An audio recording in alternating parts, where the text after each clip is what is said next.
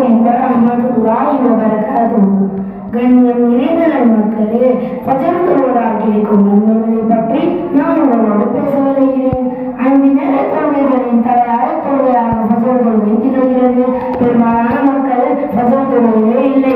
காரணம் என்னவென்றால் 2 மணி நேரம் அதிகமாக விழித்திருப்பதும், அதற்கு தோதுவாக மொபைல் போன்களை பார்த்துக் கொண்டிருப்பதும், தேவையில்லாத விஷயங்களை பேசி கதைத்துக் கொண்டிருப்பதும், இரவு நேரங்களில் இருசக்கர வாகனங்களில் உலாவதும் ஆகிய இப்படியான செயல்கள் ஃபஜர் தொழுகைக்கு எழ முடியாமல் போய்விடுகிறது.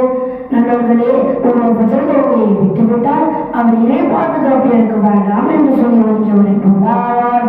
நபிகள் நாயகம் ஸல்லல்லாஹு அலைஹி வஸல்லம் அவர்கள் சொன்னார்கள், எவர் சுபஹ் தொழுவாரோ அவர் அல்லாஹ்வின் பாதுகாவலில் வந்து விடுகிறார் என்று கூறினர். ஒருவர் ஃபஜர் தொழும்போது இறை பாதுகாப்பு அவருக்கு கிடைத்து விடுகிறார். எவருக்கு இறை பாதுகாப்பு கிடைத்ததோ அவரை இந்த உலகத்தில் உள்ள எந்த அதிகார சக்தியும் தீய சக்தியும் எதுவும் செய்ய முடியாது.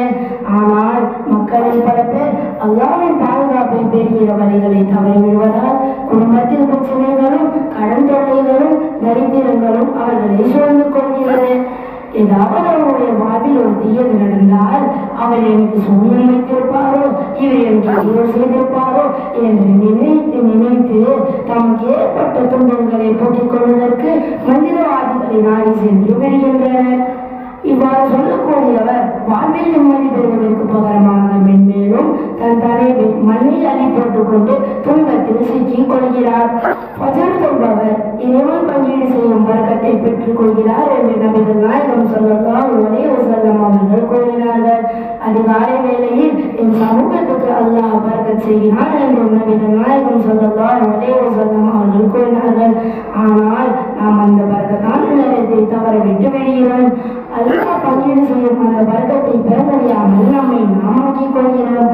எவர் ஃபஜர் தொழவில்லையோ அவர் காதுகளில் ஷைத்தான் சிறுநீர் கழித்து விடுகிறான் என்று நபிகள் நாயகம் ஸல்லல்லாஹு அலைஹி வஸல்லம் அவர்கள் கூறினார்கள்.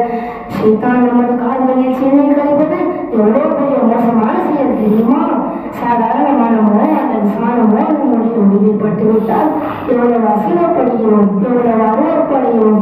அதை விட மிக மிக மோசமானது ஷைத்தானின் செயல். இதற்கு மேலும் நாம் சொல்லலாம்.